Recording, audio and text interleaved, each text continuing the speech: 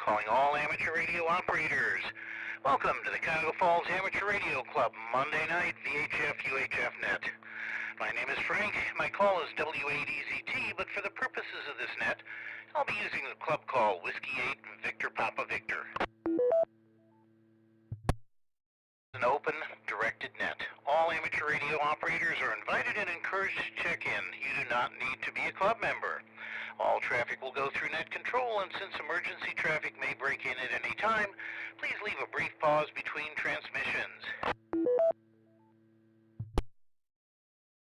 The purpose of this net is to bring together all radio amateur operators for the purpose of exchanging amateur-related ideas and information, to enhance net operating practices, and during these times of COVID social isolation to keep members up to date about club happenings. This net meets here every Monday evening at 8:30 p.m. local time, preceded by Amateur Radio Newsline at 8:01. We'll start with some announcements and then ask for check-ins from any officer or member who has announcements of general interest to the club. Once that's complete, we'll take check-ins for call signs only, 5 at a time, confirming the call before moving on to the next. Then I'll work through the 5 check-ins and ask for 5 more until we're done. If you're a regular participant, I'll probably recognize you by call sign. If not, please give your call sign, repeat it phonetically, followed by your name and location. When all check-ins have been worked, we'll close the net after repeating the announcements. We also operate an HF plus 6 band exploration net starting at 9:30 p.m. after this net. The frequencies are posted on the web page, but tonight it'll be an 80-meter net on 3.827 or thereabouts megahertz, depending on local traffic, and I will make that announcement on the repeater just before that net starts. I also have a trivia question tonight, and we'll get to that in a minute, but first the announcements. Announcements, newsletters are due. They're already due. If you've got something for the newsletter, Vince is putting the finishing touches on it now. Please get it into him. And we do thank Vince for all the work he puts on this. Coming up, the only meeting this month, I should say for December, will be our Christmas party. That'll be Wednesday, December 7th, starting around 6 to 6:30 p.m. We'll be working off the menu, so feel free to look it up online. It's at the New Era Restaurant. Right now our calendar is misleading and saying it'll be at the church where we normally be, but no, this will be at the New Era Restaurant. There is a sign-up in advance. We'd like to know roughly how many people are there, so go to our club website and please sign up for the dinner so we know you're there. We will have a speaker, and I apologize I don't have his name, but he'll be speaking about the other canals in Akron. Everybody knows, of course, about the big canal that the Cuyahoga Valley Park is built around, but there are many smaller, numerous canals, somewhat like side streets, that work their way through Akron back when water transportation was the way to go. And our speaker is a local historian who has a lot of interest in that and will be telling us about the history of those canals and where they were at the time. All right, other announcements. Starting January 8th, and we don't have this finalized yet, but this is on the plans, we'll be starting a 6-week general class. If you know a technician who'd like to upgrade to general class license, please have them check and sign up for that class. January 11th will be our business meeting, and all meetings are typically both Zoom and in person. January 11th, our business meeting at the church. January 25th, our activity meeting. At this point, we don't have a speaker lined up yet, but we will keep checking our calendar. We'll have something on there. And repeater, timeout.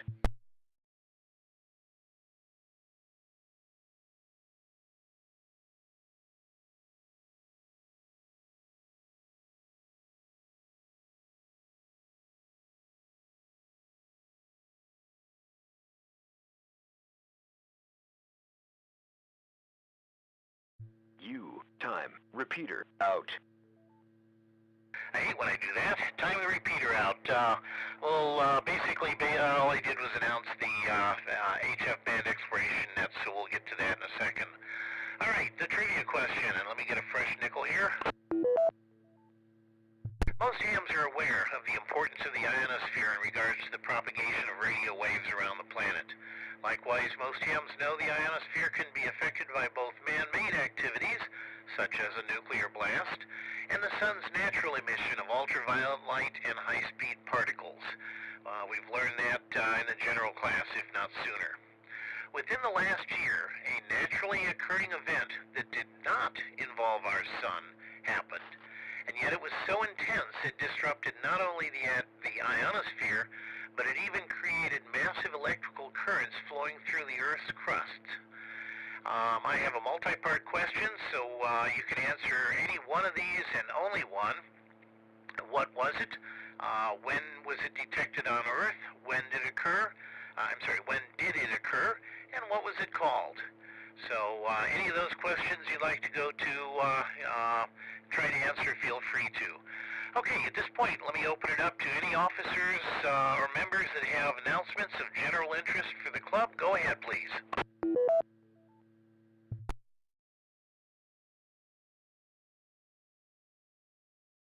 All right, nothing heard there. We'll take 5 check-ins.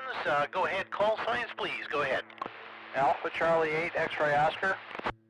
November 8, Ocean Queen Papa. KD8, VYT.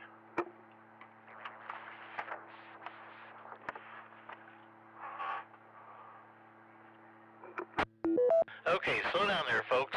Vince, I got you. AC8XO. N8OQP, I got you. Pat, I got KD8VYT, got you. Russ. There's somebody in there with a good carrier, and I thought I heard voice on there, but I wasn't sure. Go ahead. KD8YAX. Got you. Forrest. Next. B8OU. I got you, Zeke. Okay, I got 5 here. Go ahead, Vince. Good evening, Frank, and everybody on the net. First off, Frank, you timed out the repeater, so most of your latter part with your trivia question and that was missed.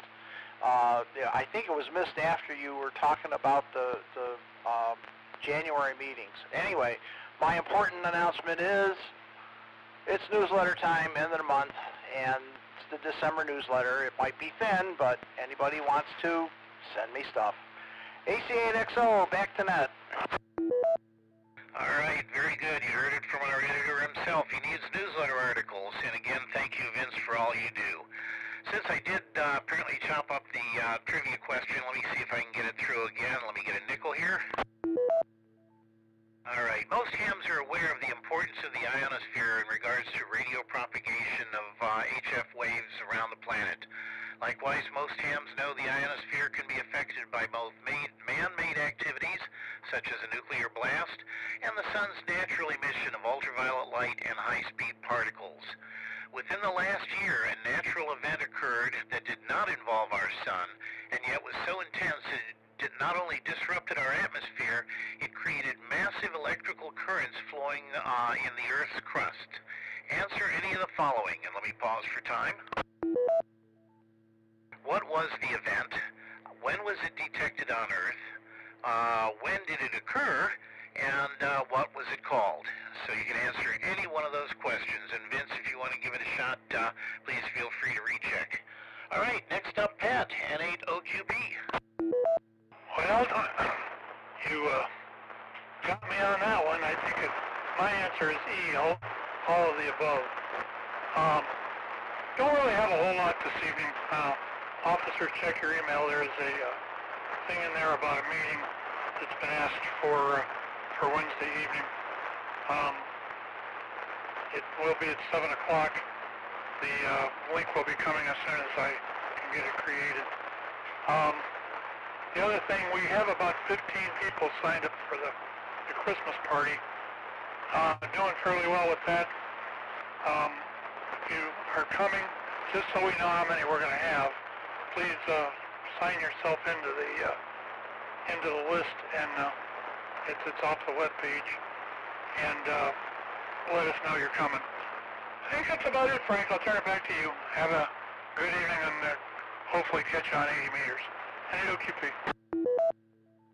Great, Pat. Thank you very much. Appreciate that. Next up, Russ, KD8VYT, who also runs the Amateur Radio Newsline for us. Go ahead, Russ. Good evening, everyone. I hope everyone had a fantastic Thanksgiving.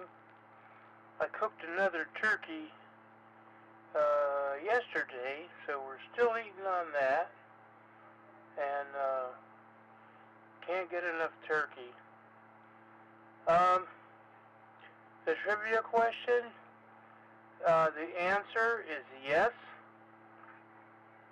And what is the date on the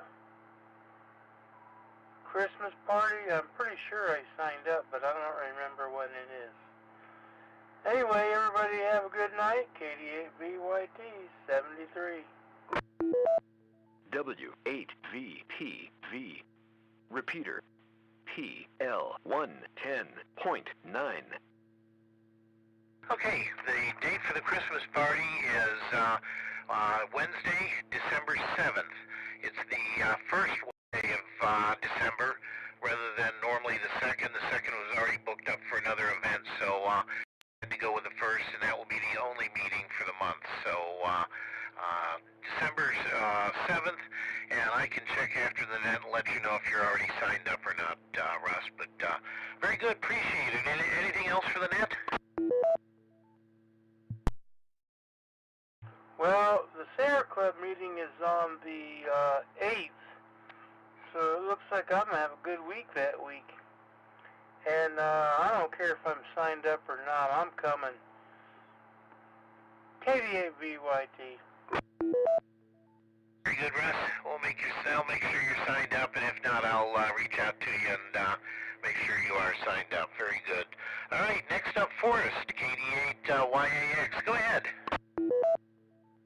Nothing for the net, but hopefully my daughter, her partner in crime, and myself are all signed up for the Christmas party.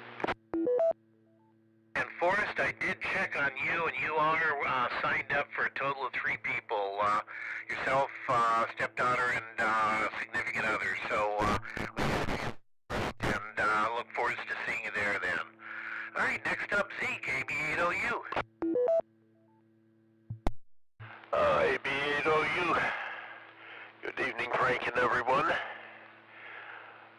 Well, I played in the CQ Worldwide CWDX contact over the weekend.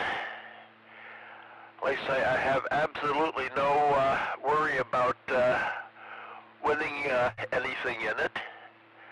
But I did better than I have done past years, so I'm happy. And my thrill of the day today is I went and did some grocery shopping.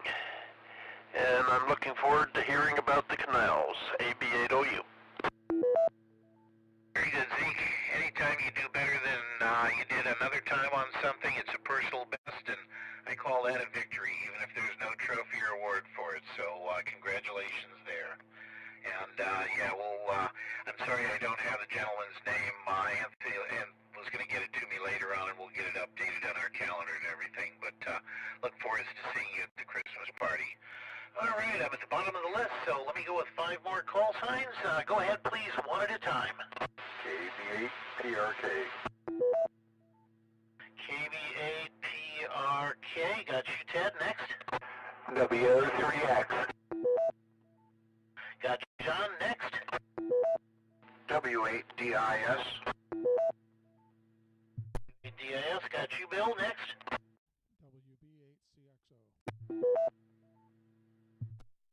WB8CXO. Mike, good to hear you in there. There's a voice from my distant past. Got you, and we'll take one more. 8KVI. DEHAVI, Ron, Killer Vanilla Ice Cream. Got you in there. All right, back to the top. And Ted, you are disqualified from the trivia question, so go ahead, KB8PRK. That's a first. There goes my theory about thunderstorms and sprites. Yeah, I'm just sitting over here at the lake tonight. It's really a nice evening out. It's not that cold. It's cool, but it's not cold. Not bad for the end of November, with December starting on what, Thursday? Yep, and I heard the forecast. It looks like the 40s and 50s are going to get replaced by 20s and 30s by mid-month. I guess we can expect that this time of year. Not much else to say. So I'll just turn it back over and listen out there, Frank. And yeah, I'm planning on being there at the dinner. As of right now, I'm pretty sure I'm going to be there. So I'm looking forward to it there. So hopefully see you guys there. CFARC. Very good, Ted. And for anybody who cares, the reason Ted's disqualified is because we were talking about this trivia question on another repeater on another band, and Ted already knows the answer, so I gotta pass on that one. But very good, Ted. Look forward to seeing you at the picnic, and stand by. May have a few more details on the trivia question. And while I'm in here, let me shoot it out real quick again. Most hams are aware of the importance of the ionosphere in regards to the propagation of HF waves around the planet. Likewise, most hams know the ionosphere can be affected by both man-made activities, like a nuclear detonation, and the sun's natural emission of ultraviolet light and high-speed particles. Within the last year, a natural event occurred that did not involve our sun, yet it was so intense that not only did it disrupt the ionosphere, but it induced massive electrical currents flowing through the Earth's crust. Answer any of the following. What was it? When was it detected on Earth? When did it occur? And what was it called? So any of those are a good answer, and we'll just try to fill in all the gaps as we go through the net. Anybody who'd like to recheck and throw an answer out, go ahead. All right, next up, John, WO3X, go ahead. Yeah, good evening, Frank and all. This is WO3X. I'm on a different radio here. I never used it before on the 2-meter band FM. How does it sound? Good, crisp signal, maybe almost even a little bit overdriven, but no problems copying.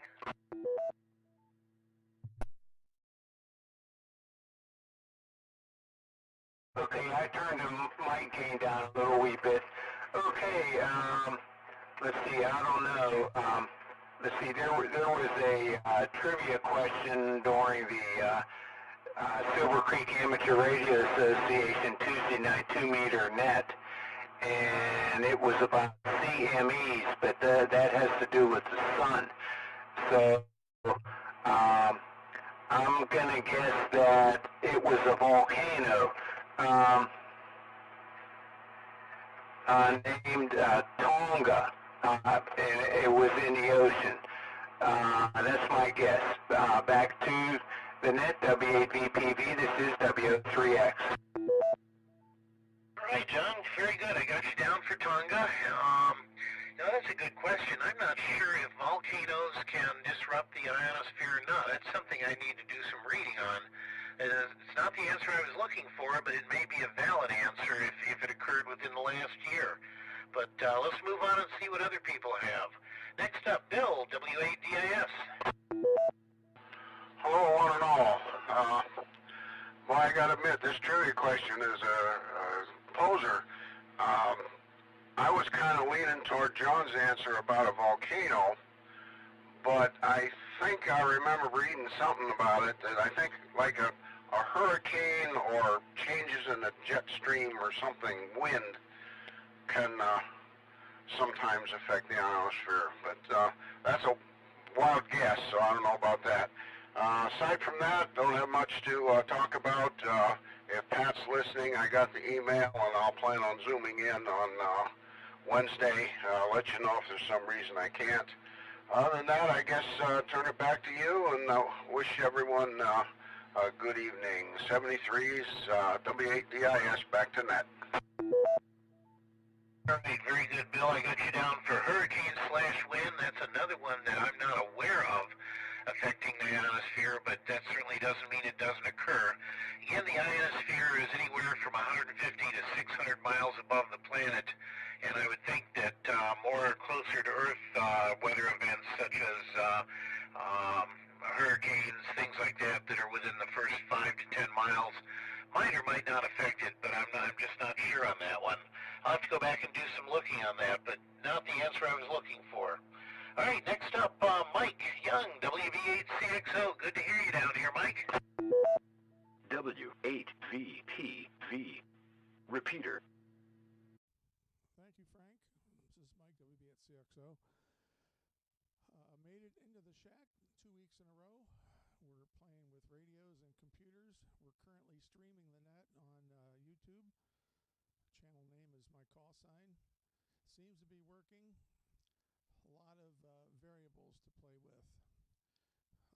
We're concerned a little bit about the audio. It seems to be a little tinny. And we are playing with that. Other than that, on Sunday, in the beautiful weather, we strung a new antenna up in the air, multi-band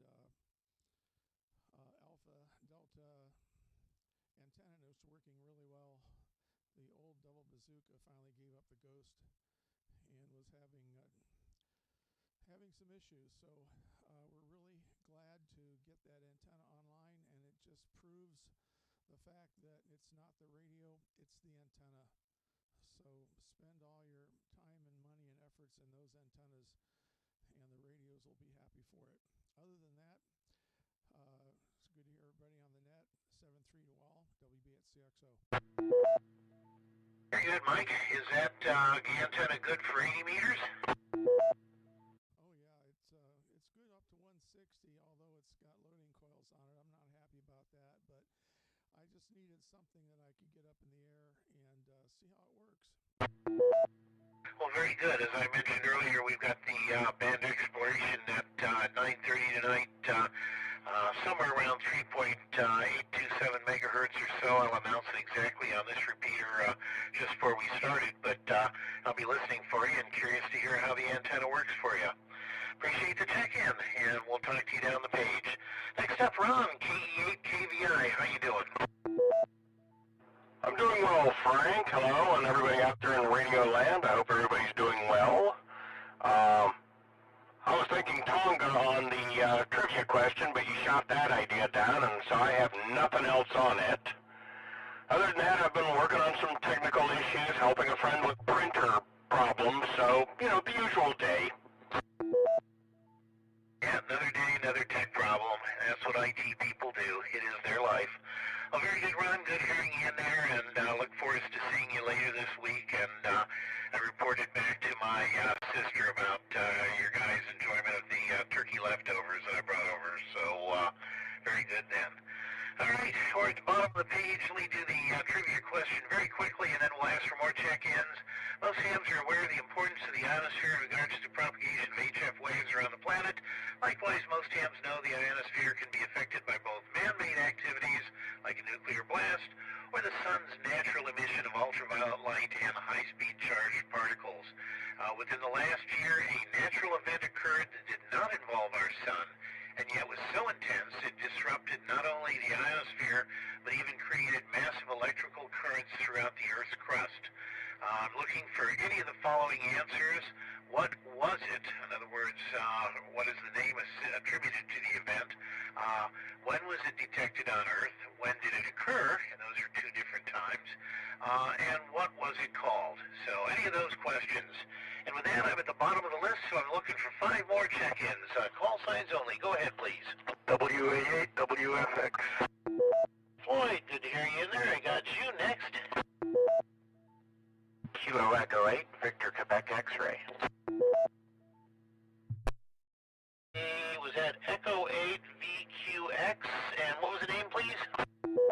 Kilo Echo 8, Victor Quebec X-Ray, Joe.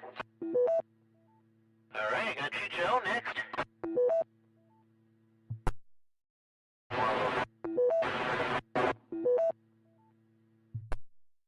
Okay, somebody trying to get into the repeater. I heard parts of your voice, but you were breaking up. Can you try it from another location, maybe higher up or higher power?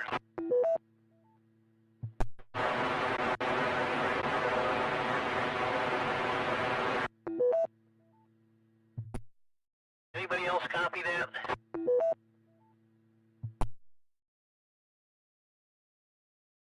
Yeah, I heard you in there, but I check it out. This net is also being retransmitted and operated on 440 megahertz, 444.85 with a 5 megahertz offset. So if you can't get into the 27 side, please try the other side. But look forward to hearing you in there. So please come back and give it a try again when you get a chance. Next, looking for another check-in.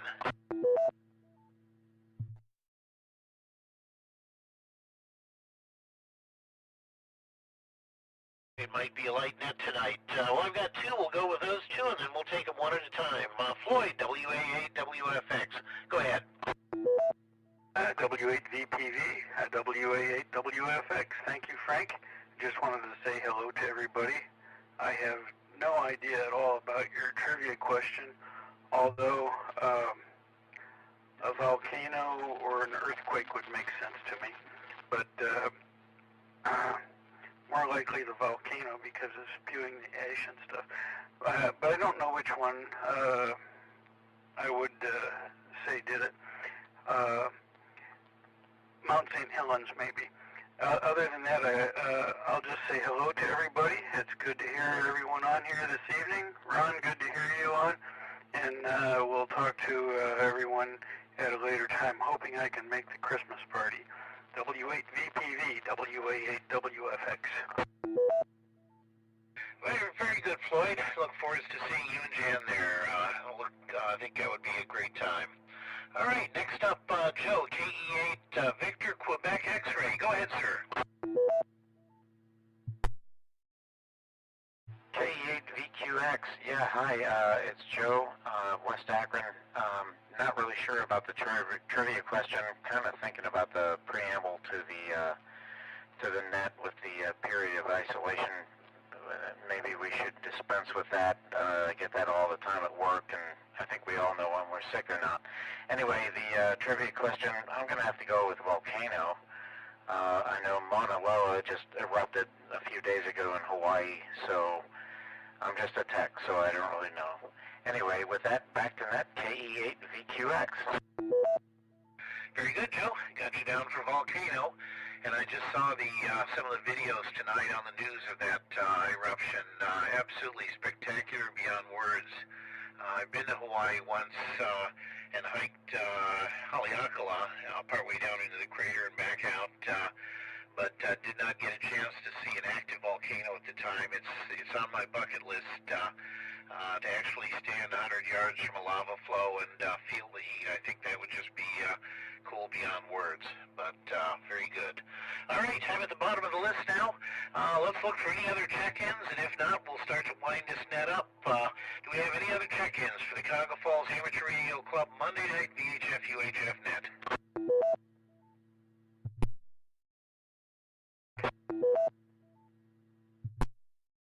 There's somebody in there, just part of a syllable. Try it again.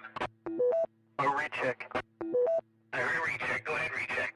It's WA8WFX. I did have a question about the Christmas party. Are we going to do the ornament exchange kind of thing again? Is that in the works? At this point, no.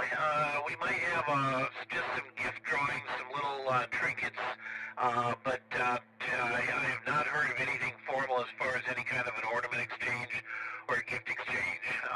So it'll be kind of an informal thing at the New Era restaurant. Thank you, WA8WFX. All righty. Any last check-ins? Okay, we'll run through the announcements real quick, answer the trivia question, and bring this net to a close, and then start looking for a clear portion of the band on 80 meters. All right, again, newsletter articles are due now. Vince is working diligently to get the newsletter out. If you've got something, please send it in. If you would like to have something written about, please send it to him, and he'll reach out and find somebody who knows a little about it, and we'll try to get an article there. The only meeting we have in December will be our Christmas party. That's at the New Era restaurant. It'll be the first Wednesday, December 7th, starting around 6 to 6:30 p.m. We'll be working off the menu, so feel free to go to their website and see what they have. A lot of Eastern European foods there. and they're well known for their chicken paprikash.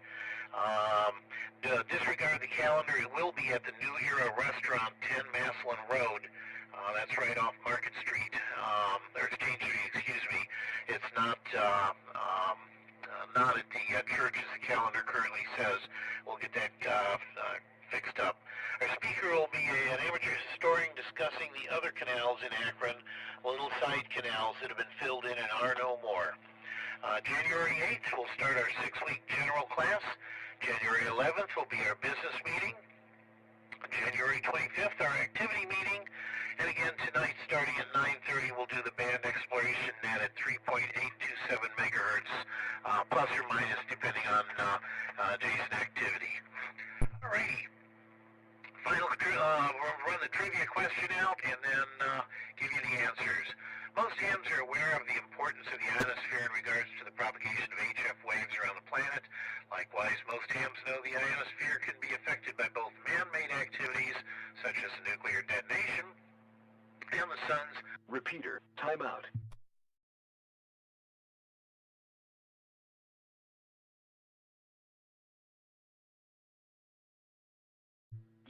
Time. Repeater, out. Just when you started the trivia question again. A natural event occurred that did not involve our sun, yet it was so intense that it disrupted not only the ionosphere, but induced massive electrical currents in the Earth's crust. And I was asking for any of the following, as my voice fades. What was it? When was it detected on Earth? When did it occur? And what was it called? The answer to that is it was the brightest gamma-ray burster, called GRB, ever observed. Researchers and astronomers refer to it as BOAT, as in biggest of all time. A gamma-ray burster is when a massive star collapses onto itself and forms a black hole. It was detected on Earth on Sunday, October 9th, and it occurred approximately 1.9 billion years ago, meaning that it was 1.9 billion light years away from the planet. The reason it was so intense is that when these events occur, on the axis of rotation, two massive jets of high-energy particles and radiation are blasted off the end, much like a ray gun, if you would, off each axis of the rotation of the star. And it so happens that the Earth was directly down the barrel of that blast when it occurred 1.9 billion years ago. And it took roughly 1.9 billion years for the energy to get here. And finally, if you want to look it up online and do some more reading on it, it was given the name of GRB 221009 Able. And that's GRB for, of course, Gamma Ray Burster, 22 for 2022, 1009 for the month and day, and A for the first one detected that day. So that's what did it, and I was surprised because it was so far away, and yet it was dramatically noted both on the Earth and by various satellites monitoring that. All right, any last comments for the net? Otherwise, we'll wrap it up. KBTRK. Go ahead, Ted. Can you slide over to the other repeater before you go to HF? I will do that. I will do that. All right, in preparing to close this net, I would like to thank all of you who took the time to join us and check in tonight. Without your participation, there would be no net. This has been Frank, W8ECT, and it's been my pleasure to host this evening's net. At this time, we'll close this net with a very light net, actually. 1, 2, 3, 4, 5, 6, 7, 8, 9, 10, 11, 12, 13 check-ins, myself included. That's a low record for me. Return this repeater to normal and customary amateur radio use. Again, we have the band expiration net on 3.827 megahertz, or thereabouts approximately, at 9:30. I'll make the announcement as to the exact frequency on this repeater just before the net starts. Again, if you have the privileges and the equipment, please feel free to join us. This is Whiskey 8 Victor Papa Victor, closing this net at 9:04 p.m. 73.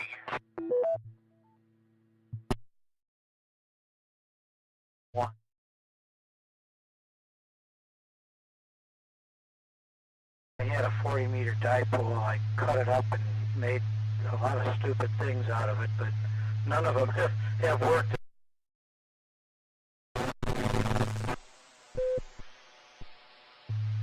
NAPZD W8WLI. Well, I've got an end-fed half wave. It's 130 feet long, and it tunes up pretty good. I hear some on 10. I've never tried it on 10. I don't hear a lot on it, but I've heard stations on 15, 20, 40, and 80. And the net I've been checking into, it's this old mist net. It's on every day at around 1:30 in the afternoon. And I've gotten, I don't know, 9 different states out of it in probably 4 days. You have to have a lot of patience, because with that net, they call you, and the station calls you. You may not hear entirely. They do a lot of relays and things like that. I'm not 100% familiar with how the net works yet, but I have managed to check in, and they do use NetLogger, which I got to download yet. But I'm very pleased with the antenna. Bill loaned me a Balun for it.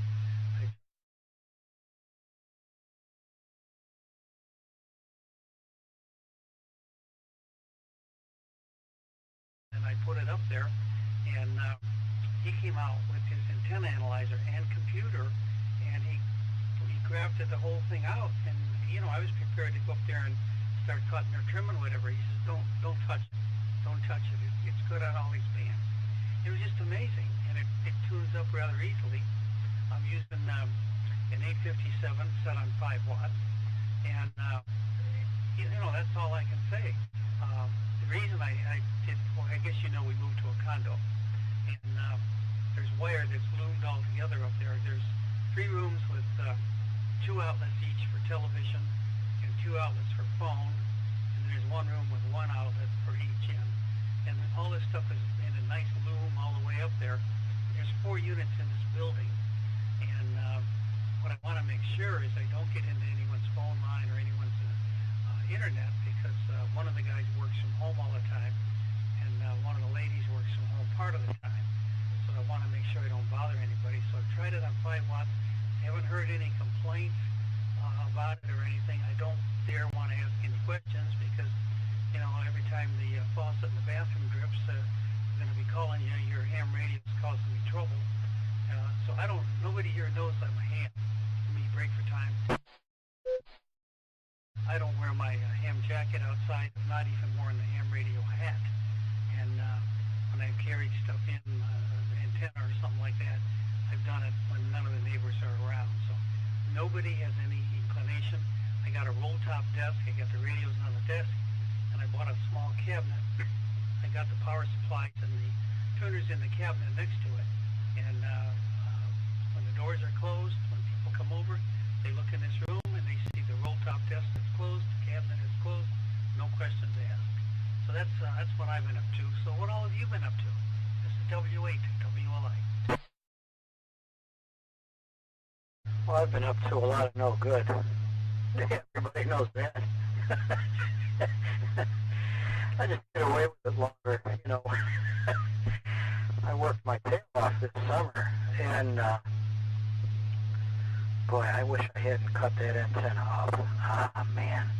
I tried a dumb thing that I thought was going to work pretty well, because on the antenna analyzer, a 30-meter end-fed, off-center fed antenna loaded up on 10, 15, 17, 20, and 30. Of course, it wasn't very efficient. I really made a mistake when I lowered that antenna and started cutting it up. And then recently, well, I think it was the day before Thanksgiving, we had some pretty nice weather. I turned it into a fan dipole for 20, 15, and 10. And again, on the analyzer, the SWR and the impedance is like at 45 ohms and flat SWR. 58 ohms, flat SWR for 15, but it doesn't hear worth a darn. It looks good, but it doesn't hear well. And if you can't hear them, you can't work them. That's really what it's all about. But I've done QRP. I think I've mentioned it several times. When I first moved into this house that I'm at, I did QRP. I got about probably about 110 countries, and then I turned the power up to 40 watts and got maybe 40 or 50 more countries. And then I thought, man, this is too easy. I can't believe this. So I dumped out my logbook, literally threw it in the bit bucket, reinstalled the logging program, and started all over again. Kind of worked out the same way. A lot of South America, Caribbean, Western Europe, all of them, 5 watts, bing, bing, bing, bing. Not an easy one during contests, but it did work. So I think you'll have a lot of fun. I was curious what kind of balun you had. When I made that off-center fed antenna, first I went with direct feed, and then I had a 4-to-1. I put that up there. Didn't seem to change anything, so I rebuilt it as a 9-to-1, put it up, and it didn't change very much. Then when I put up the fan dipole, I just left it as a 4-to-1, and it doesn't hear very good. I'm going to, sometime when the weather's nice, I'm going to go back to a regular 40-meter dipole, because it worked on a lot of other bands. Nite PZD.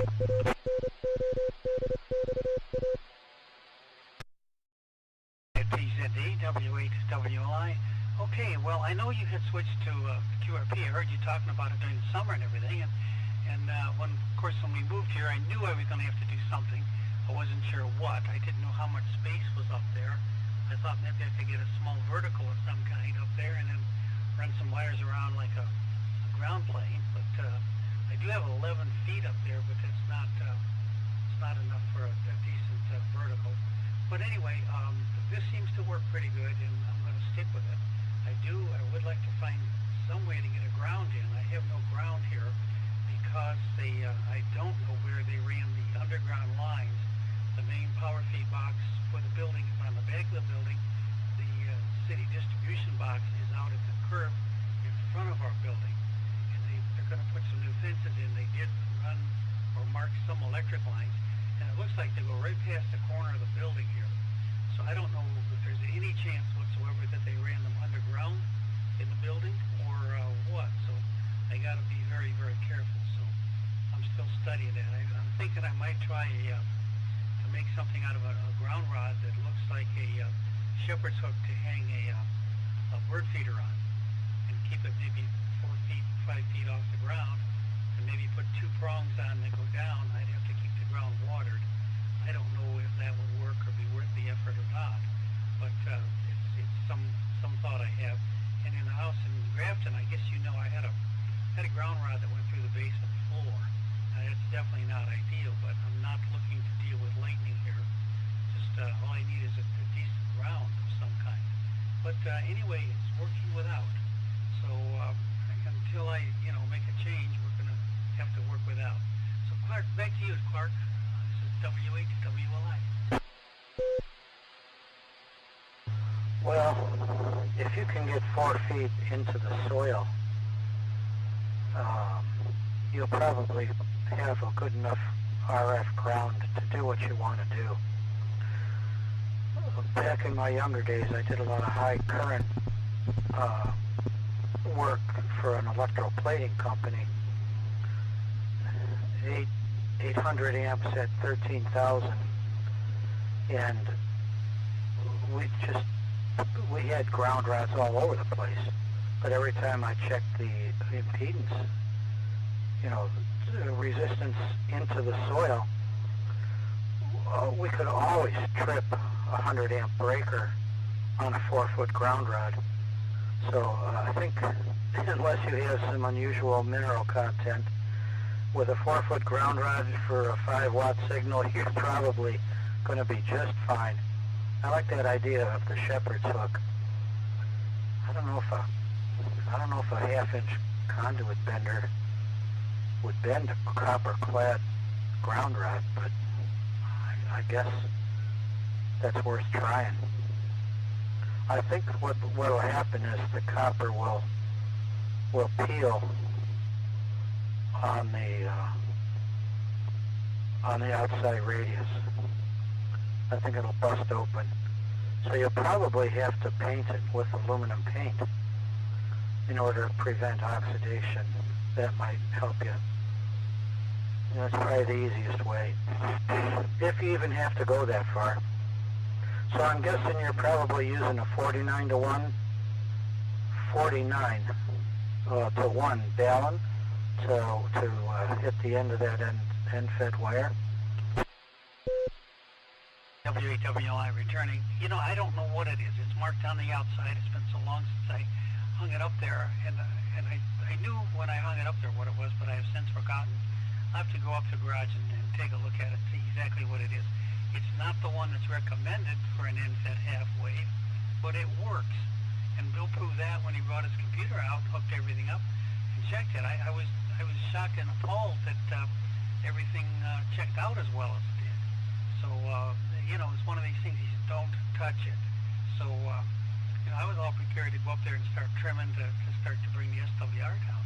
But it's worked pretty good. How deep, when they run underground electric lines, how deep do they run those? Do you have any idea?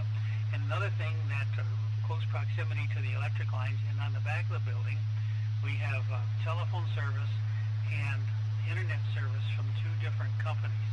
So we have a lot of communication lines that go back, and they're quite close to the electric lines. And the last thing I need to do is to clip one of those running a ground rod. You know, I'd be liable for all the damage and everything else. So that's something that I just don't want to be doing. So anyway, back to you, Clark. N8 PZT WHWLI. Well, National Code says you have to be 18 inches below the soil for anything. Now, in the code book, Article 800 is communications, and you'll see some references in there for ham radio stuff, but the basic telephone and entertainment cabling, they only bury their stuff about 12 inches. And, you know, they're just sending, I shouldn't say millivolts, but they're far less than 5 volts what's going through their stuff. No big signals there. They have amplifiers that they put up when the cable run from the pole to the hard line is 5,000 feet. You know, that's at the end of it. That's all the way down through one neighborhood and connecting to another one. So there's not much you're going to get into there. And the stuff that's underground, almost everybody puts it in, what do you call it, PVC conduit. A long time ago, some folks experimented with putting 220 volt single phase just wires in the ground, but it wasn't very long before they experienced problems from rodents and other stuff that got to the insulation, and then you had pieces of your front lawn that would go up in smoke, and your lights would be dimming when it rained and stuff like that. I think everything's in conduit nowadays, but a ground rod could pierce conduit, so I think your precautions are well taken. N8 PZD. Years ago, before we moved, well, actually before I retired, we had underground feeds from the street to where we lived before, and it was, you know, about 120 feet from the house to the pole. So I decided that since some people had failure with that, everybody replaced the line underground, except one guy who had his house for sale. He said, I'm not paying that kind of money, so he strung his overhead, and it's a whole neighborhood of underground wiring except that one house. And, you know, the neighbors were unhappy with the guy, but he moved. He said, I don't care. I'm moving. I'm not going to have to look at it. anyway, I decided before I retired that I didn't want to risk an underground line failure after I retired. So I called a local company out, and he says, give me a price on putting in a 200 amp panel and upgrading it. He said, well, you're going to need other wires. He says, we'll just pull them through the conduit. I said, well, there is no conduit. He said, oh yeah, I looked it up on the prints before we came out. Your house has a conduit. I said, well, I'll tell you what, the gas company ran a new high pressure line down, and they hand dug around all the holes, and I said, you can see the line to my house and the neighbor's house. It's not in conduit. So he says, oh my, he says, you're going to have to run new conduit from your 200 amp panel to the top of the pole. I said, well, give me a price. So we went ahead and did it, and I made him a deal. I said, I'll tell you what, you have a job cancellation someday or something comes up where you can't do as scheduled, call me and tell me you're on your way out. You can come out and do it that day. And he says, well, that sounds like a bargain. So we went on a couple months. He called one day. He says, my guys are on the way out. They'll be out in 20 minutes. So they came out and did it. They also cut the gas line and the phone line for the house. But they had it all marked, but they cut it anyway. So that was an interesting day. But anyway, I don't know how deep they put the new conduit. I really didn't look. But I want to be very careful in case they ran conduit lines before they poured the slab here. I don't want to come out like on the side of the house or something like that and find that there's an electric line underneath there. So I got to be very careful. Clark, I got to run. Certainly nice talking to you, and we hope to talk to you again soon. NAPZD, W8WLI.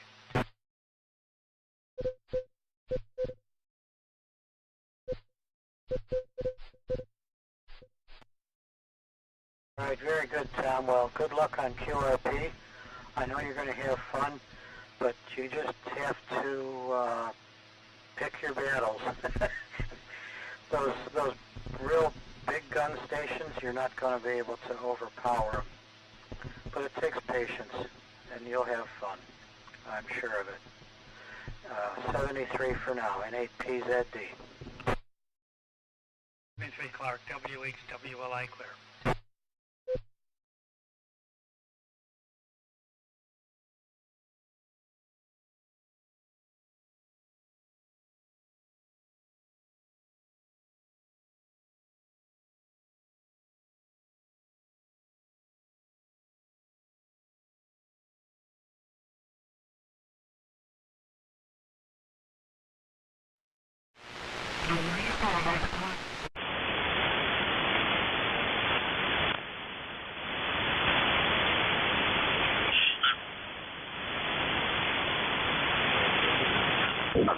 We had a trivia question on the VHF net, but it was answered, so we'll bypass that. So we'll open it up for real quick announcements here. If you have any newsletter articles for the newsletter, now's the time to get them in. Vince is wrapping up the newsletter and about to get it out. The only meeting will be our Christmas party. It's Wednesday, December 7th, starting at 6 p.m. at the New Era Restaurant. Ignore the calendar, that says the church, but this will be at the New Era Restaurant. We do ask that you sign up in advance on the club's website so they can allocate the appropriate number of servers. Our speaker, and I don't have his name, will be discussing the other canals in the Akron area, not just the major canal that Chicago Valley Park is centered around. Other than that, we have a general class expected to start January 8th, 6 weeks there. January 11th, our business meeting. January 25th, our activity meeting. And we've got some interesting announcements about changes in the way we do our club meetings coming up in January. So stay tuned. I think that'll be interesting. All right, with that, we're looking for any and all check-ins for the band exploration net. This is W8VPV. Go ahead. 88VYT. I've got KD8VYT. I'll tell you what, I'm going to handle these one at a time. Go ahead, Russ. Yes, you do. How's my signal? A lot of noise where I'm located, but I can hear you. Yeah, on 80 meters, we're a little close to each other, but that's good. Anyway, everybody have a good night. This is KD8VYT 73. Very good, Russ. Yeah, I'm seeing about an S7 noise level in the background, and you're kicking me to S8, S9, so you're definitely getting through, but it is noisy, and you're right. For 80 meters, this is a bit of a short haul. Thanks for checking in. I do appreciate it. Next check-in, please. WB8CXO. Do we have another check-in for the Cuyahoga Falls Amateur Radio Club Monday night band exploration net on 3.829 megahertz? WB8CXO. WO3X. All right, booming in, John, WO3X, go ahead. Yeah, that was that GRB 221009A. Yeah, I have it up here, and yeah, that was really an interesting event there. So thanks for pointing that out for the trivia question. And they have a little view of it, you know. I guess it's just a couple seconds, and they keep repeating it. But it's I'm not sure if that's what it looked like. With the eye or with that gamma, let's see, what was that, a gamma ray, gamma ray space telescope. Yeah, that's something there. Let's see, and so yeah, I signed up for the party during the net, and I saw the guy's name. It's Harold. Koltnow.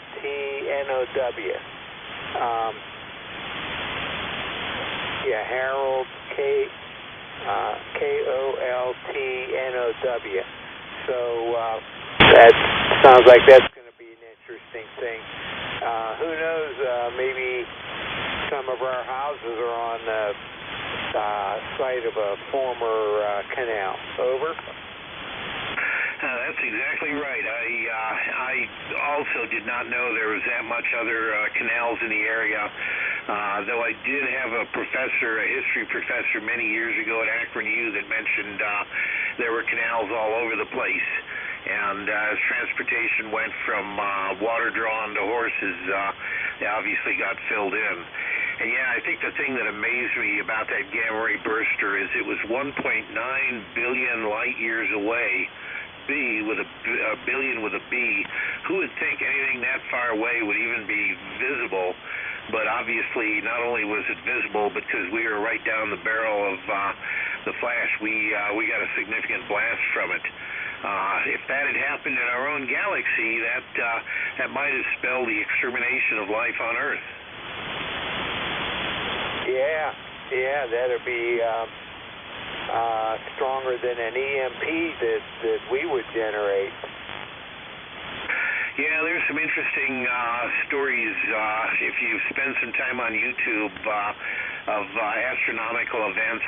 And Betelgeuse, that red giant that's, I don't know, maybe 600 light years away, not sure, but Betelgeuse is acting up again, and they're wondering exactly what it's doing. Is it about ready to go nova? It is a massive red giant that appears to be running out of its hydrogen and helium, so we'll have to see what happens there. Anything else for the net? No, that's all.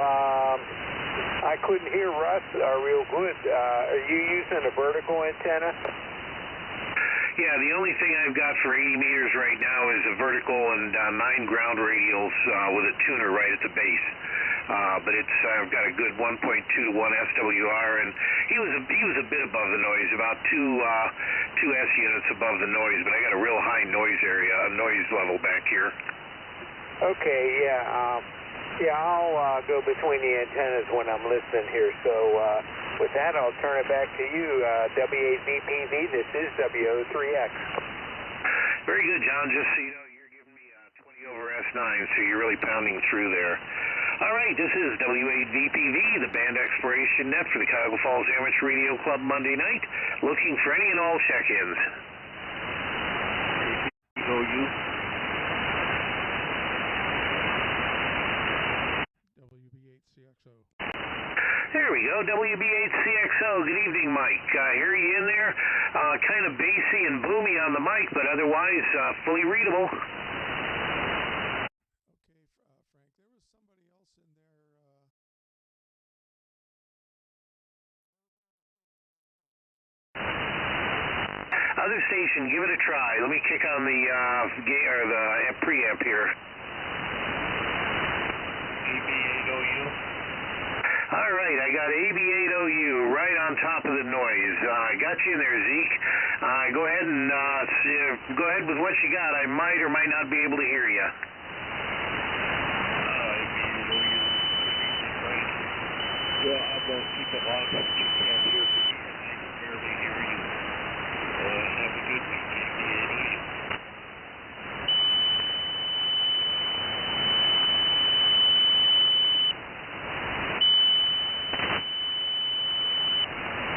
I didn't catch that, Zeke. I could hear you, and I got somebody over here about 5 kilohertz down tuning up and kind of desensing my machine. So I apologize. I could not understand you in there, but I did catch you, and I did hear AB8OU. So we got you in the log.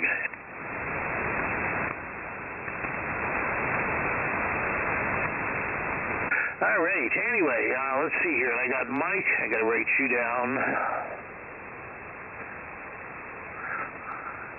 Yeah, your antenna's working good, Mike. I was able to hear you. You're about 3 or 4 S units over the noise here. Real high tonight.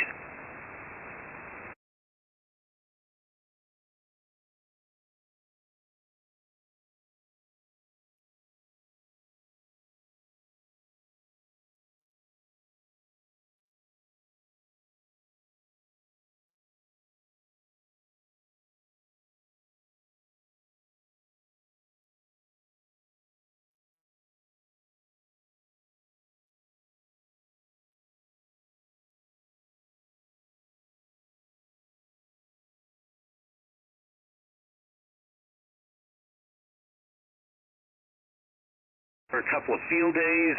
I'm sorry, I can't pull the name. Go ahead. That's all right, Frank. Yeah, we all have that. That's Scott down here in Akron there. I apologize, Scott. I remembered you. I recognized the voice. I just couldn't put a name to it. This getting old stuff sucks. Good hearing you in there. It's been a long time. How you doing? Oh, not too bad. Just kind of hanging out, you know. Living life, buddy, to the fullest. Every day's a blessing that we're here. Actually, I heard it was flipping through 80 meters and heard you on there, so I just thought I'd hang out, listen to you, and give you another number. Over. Well, I appreciate that, Scott. Obviously, we do a band expiration net now. This is basically to keep let members check out their gear on different bands. The fourth Monday of the month is 80 meters. I think the third is 40 meters. The first, I'd have to go look in the calendar. The first is like 10 meters. The second is, I don't know, maybe 20 or something like that. And then if we have 5 Mondays in a row, we'll just pick another band and see who can get there, 160 or one of the work bands or whatever. But by all means, check our calendar, and we'd love to hear you in there. A good way to check out the radio and make sure everything's working.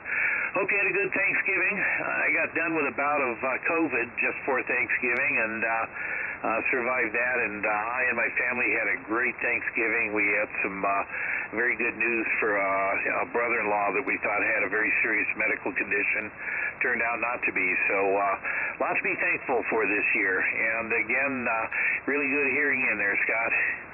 Anything else for the net? No, man, I got nothing for you, Frank. Take care, man, and well, maybe I'll see you on some other nets or something like that here shortly. So, take care, Frank. KD8FKG, back to you, buddy. Take care. Real good, Scott. Good hearing you in there. Have a very Merry Christmas if I don't talk to you before then. All right, this is W8VPV, the Cuyahoga Falls Amateur Radio Club, band expiration net tonight on 80 meters, 3.829. Do we have any last check-ins? Recheck WB at CXO. Go ahead, Mike. Yeah, when I finished my last transmission. It sounds like I must have fallen out or something. You're coming through good now. You're hearing me about 4 or 5 S units over the background noise. As I say, the mic sounds a little bit boomy and bassy, but other than that, fully readable. Okay, that's good. Well, we haven't tailored this rig mic for the rig at all. This is a rig that we bought 2 years ago, and we just unboxed it recently and been playing with it. So everything's new. Haven't got the EQ set up for this mic. So anyways, that's good. We'll let you go. Thanks for everything you do for the club, WB@CXO. All right, thanks, Mike, and I'll catch you back up on 220 in a few minutes then. All right, this is W8VPV looking for any more check-ins. November 8, Yankee Romeo X-ray. November 8, Yankee Romeo X-ray. I should know this, and I'm brain dead tonight. Give me your name, please. Hi, Frank. This is Buck in green. Sorry, I lost you in the noise. Try it again. Uniform Charlie Kilo. Bravo Uniform Charlie Kilo.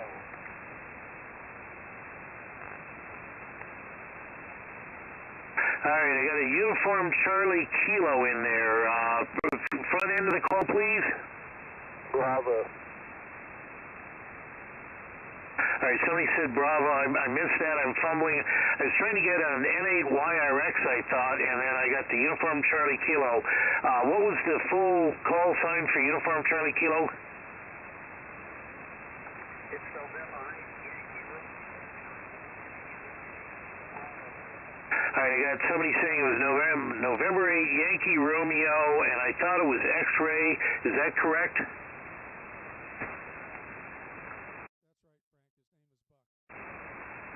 Okay, I got it. That's right, Frank. And what was the name on that YRX? His name is Buck. Bravo Uniform Kilo Charlie Kilo.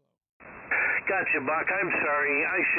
I'm just brain dead. I've been laid up with this COVID for a week or so and haven't still fully recovered. Good to hear you in there, Buck. And anything for the net tonight? No, I'm in the noise anyway. Have a good one. All right, very good. Anything else? Any last check-ins for the net? Otherwise, we'll go ahead and wrap this up. This is W8VPV.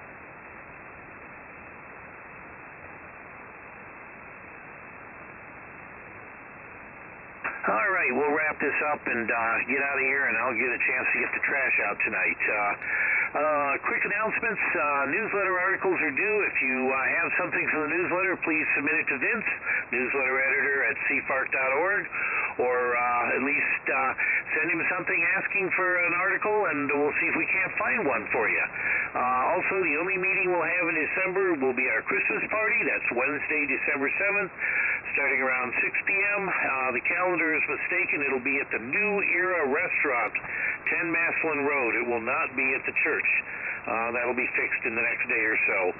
There is a sign-up on the club website. Please go ahead and sign up so we can tell the restaurant how many people we're expecting, and they can apportion the appropriate number of servers.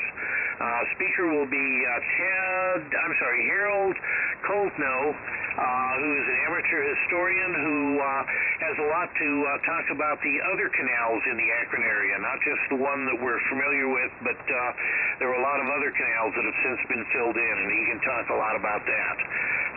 Other announcements, January 8th, we'll be starting our 6-week general class. That'll be an online Zoom class. January 11th, we'll be doing a business meeting. January 25th, we'll have an activity meeting. We don't have a speaker announced yet or a topic, but we'll get that straightened around the next week or so. And that's just about it. Do we have any last check-ins? And otherwise, we'll wrap this net up. Kilo Delta 8, Fox Kilo Golf check. Go ahead, Scott. You said that's a Zoom class that you're teaching for your general class? Yes, last year or so, especially with COVID, we've been doing our classes via Zoom meeting. Obviously, there's a lot of work on the side as far as reading textbooks and taking practice exams, but yeah, we're offering a Zoom general class starting on the, I believe it's the 8th of January, and going for 6 successive weeks. One of the instructors has had some major heart surgery, and we haven't had a chance to confirm everything with him yet, but at this point we're still on target for the 8th as the first of 6 classes. Okay, so would I find that information on your website? You will. It has not been posted yet, but check back in a week or two, and we should have that up to date. Okay, what about administering the test? I'm sorry, I had some noise there. Say again about test? Yeah, how does that work to administer the test? We will have, since it's Zoom-wise, we have students all around the country. For those that are taking the test locally, we will have a test session. Not sure if it'll be at the Cuyahoga Falls Library or the Akron Library, but we will have a test after the general class. And for students out of the area that are taking it, we encourage them to find a local test either through the ARRL website or contact their local club and take the test locally where they can. There is one organization, and I believe they're out of California, that is doing online tests, but I have no familiarity with that. I think we'll probably have more information on that when we get ready to hold a class. So stand by, and within the next week or so we should have information on the website about the class and the follow-up test. Alright, Frankie. Well, take care, buddy. K8MKB clear. All right, very good, Scott. Again, great talking to you, and have a very Merry Christmas. All right, this is W8VPV. Any last check-ins? Otherwise, we'll wrap this up. WO3X recheck. Go ahead, John. At that last volunteer exam session, I was parked for a little over an hour and a half, and so what they did was when we were leaving, they had little patches of paper that had a QR code on it that you used as payment. Well, when I got to the gate, there was a guy working it, and so he, when I put my ticket in, it said that it was $4 because it was over an hour, so it's $2 an hour, and so the QR code took 1 hour's worth off, so I had to pay $2 cash. I hope that the candidates weren't stuck like if they didn't have cash on them. But I thought that it was free parking after 6 o'clock, but he said that after 9 o'clock. Okay, I am unfamiliar with that. Of course, I was not even at that meeting or that test because I was laid up with COVID, so I cannot comment on that. I would suggest maybe letting Jim Grover and or Anthony know, and maybe then we can shift the test to the Cuyahoga Falls Library to get around any of the fee issues. Now I don't know if 2 of the QR codes would have taken care of it, maybe, but I don't know. I don't know if it would take more than 1. So I just want to let you know about that. And I don't know if any of the candidates got stuck. So with that, I'll say 73 to you, and let you close the net there. This is WO3X, back to the net. All right, thanks, John. Appreciate that. I was, of course, totally unaware of that. So if I remember, I'll mention it to Jim. Well, I haven't seen him since his surgery, but when I do see him or Rick, I'll check with them and see what they know about that. All right then, this is W8VPV. We've been here for about 22 minutes, so I'll wrap this net up at this point. In preparing to close this net, I would like to thank each and every one of you who took the time to join us and check in tonight. Without your participation, there would be no net. This has been Frank, W8EZT, and it's been my pleasure to host this evening's net. At this time, I will close the net with 7 check-ins, myself included, and return this frequency to normal and customary amateur radio use. This is Whiskey 8 Victor Papa Victor, closing the net at 9:53 p.m. 73, everyone.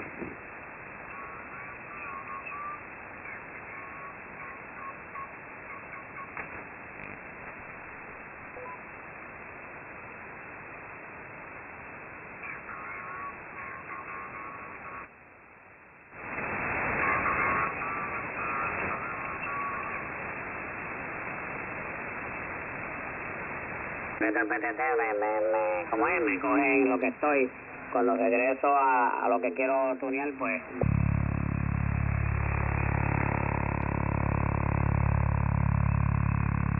Now that's how big that donut was. You know, back in the day when I would occasionally eat that. Remember them cream horns up there at bakery up on Main there, Bob?